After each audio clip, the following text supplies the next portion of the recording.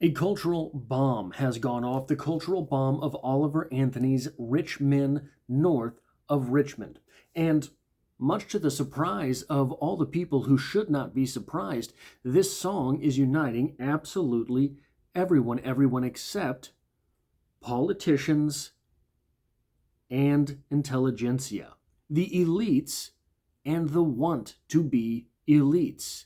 Politicians and intelligentsia. That's right, the most obviously valuable members of society among us. Don't you know that simply writing for the New Yorker moves one up automatically into the Brahmins? This is ridiculous. We have articles calling out this song for fat shaming of all things. And we'll get to why it's calling Oliver Anthony out for fat shaming.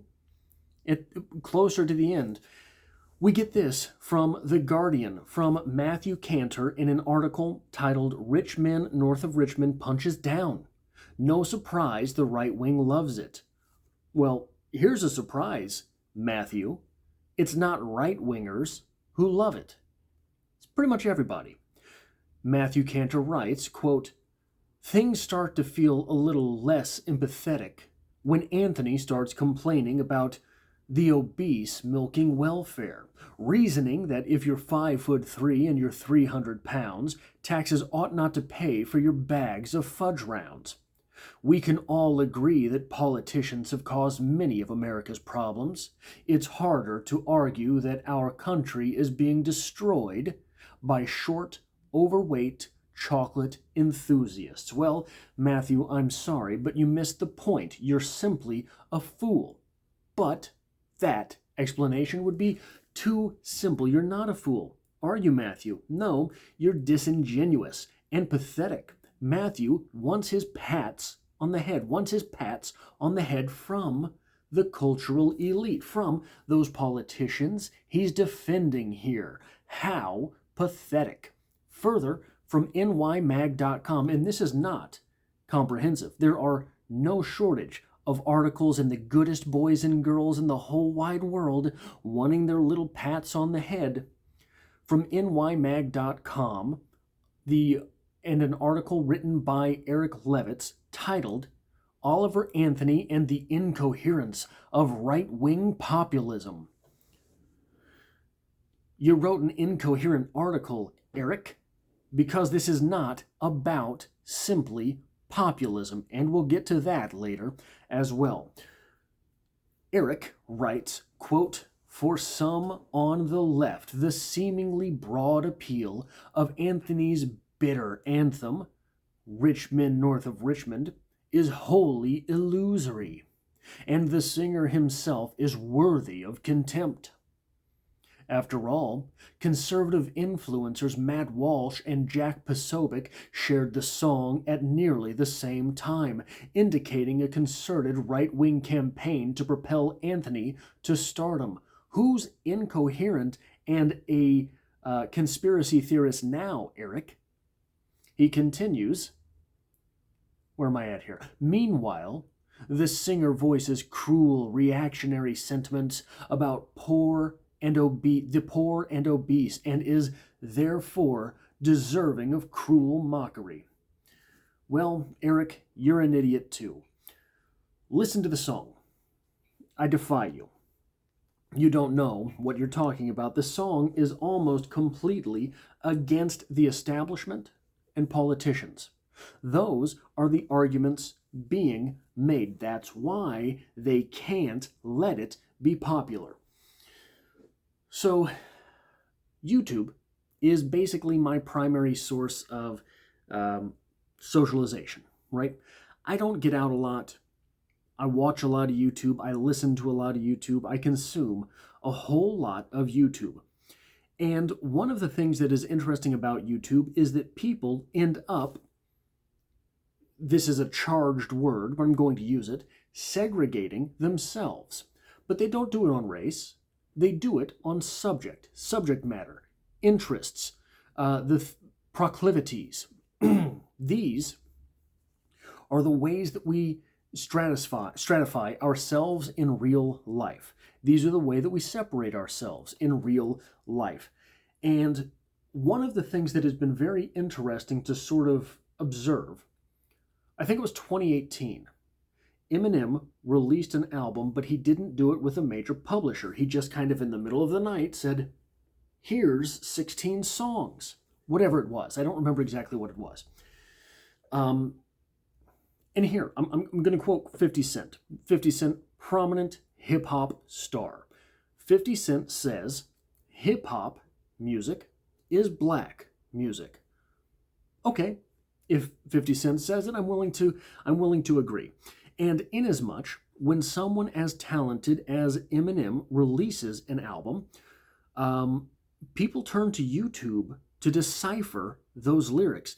Eminem will deliver punchlines, he will deliver bars, he will deliver double entendres, triple entendres, quadruple entendres, things which can be interpreted in myriad ways. This is how Eminem operates.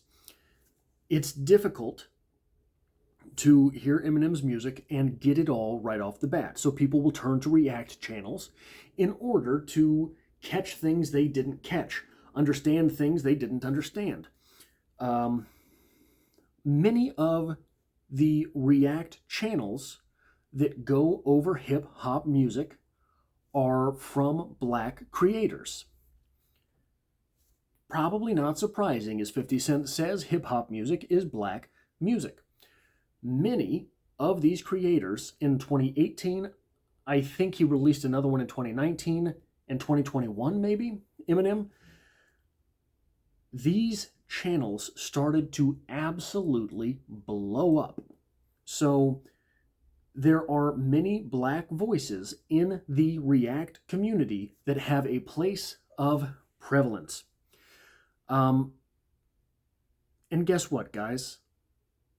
I've watched all of their videos on this Oliver Anthony song. All of my favorite, so some of my favorite creators are Laid Back, No Life Shack, Stevie Knight. All of them loved the song. Loved it. So, and just to sort of add here a little bit of context, these voices, React channel creators, are growing in importance. No Life Shack was a guy, when I first found his channel, he had, I want to say 30,000 subscribers. Eminem retweeted him, I believe, something like that. He's got 4 million subscribers now. The guy is an absolutely essential voice on music. An album comes out, you turn to React channels as opposed to people used to turn to The Source. People used to turn towards these magazines that broke things down. No longer is that the case. It is now React channels. These channels are extremely prevalent.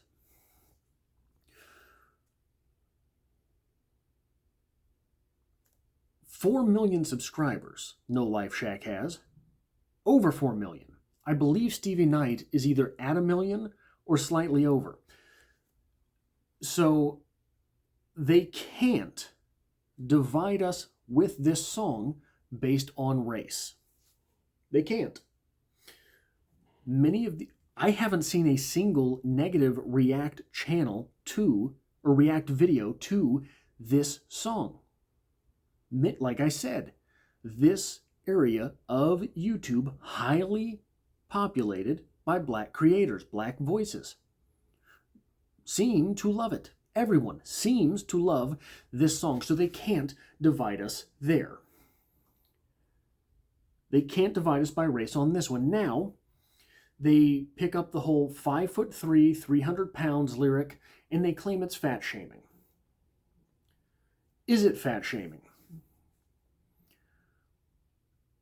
We have to pay those taxes. Now, here, look, some people are going to be incensed automatically at what I'm saying. Give me a second to explain. I understand as well as anyone, someone on hard times, someone that needs that help, right? I understand someone on hard times, someone who needs that help, deserving even a sweet here and there. What service is being done to people on these programs if there are no guidelines? If there are no limits and restrictions? What service is being done to the people on these programs? Real service. Not so.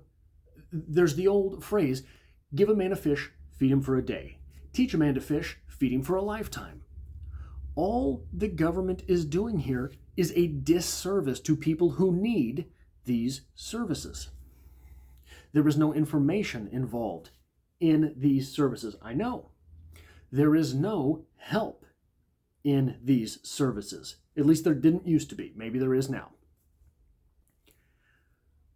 100% people on these programs should be able to spend the majority of this money however they want. But guidelines would help anyone on this type of service. This is a person who is in need, not someone who needs simply a handout. Benefits get abused as well. But none of this, this lyric about being 5'3" and 300 pounds, none of this is from whence the real chaos springs. One verse later, we get this. I wish politicians would look out for minors, M-I-N-E-R-S, and not just minors, M-I-N-O-R-S, on an island somewhere. Somehow, in our society, in our culture, somehow, this sentiment has become treacherous. Somehow, this sentiment, I wish politicians would look out for hardworking folk and not go to a certain island in order to have certain things. Terrible things, miserable things, the worst thing any of us can think of. Somehow that has been twisted around and portrayed. Probably worst case scenario, that's being portrayed as conspiracy theorist. That is being portrayed as conspiracy theorist. Madness. Absolute madness. Finally, I want to talk about the populist thing. This is not simply a populist message. It is a message. It is a message with which everyone should be able to agree. Look, every dollar you earn is taxed when you earn it, taxed when you spend it. 50%, poof, gone, up in smoke. So nothing you do can really get you ahead. Look, I watched the All In podcast, and I really wish they would get rid of Jason Calacanis, but this week it was really Chamath Palihapitiya that really bugged me, because when this argument about this song came up, first off, I'm tired of Chamath saying that everything is over, everything is done, everything is dead, everything is stupid. Anything that he doesn't come up with is stupid. He just went on this wild sort of tangent, this wild sophistry about, hey, we really need the elites. Because the elites, like me, Chamath Palihapitiya, really make things go. I kind of understand where he's coming. Look, I don't know anyone who really thinks about the issues that believes that business people are the problem. It's not business people who are the problem. It's politicians. Business people create jobs. Everyone kind of understands that. At the end of the day, everyone kind of understands that. The problem are politicians who add minimal to zero value and are grifting off of the top all of the time, so that 50% of the money you earn, you never even see. Half the money that comes to you, you will never touch. Madness. Absolute madness. This isn't about business people creating value and taking value as well, because that value has been created. This value is being held by the creator of the value. Great, fine. 100% we understand. Tell me what value politicians add. Tell me what they add. I'm willing to listen. I really am. This is the problem. We, who find ourselves enjoying this song, we're willing to listen. We really are. But no one's listening back.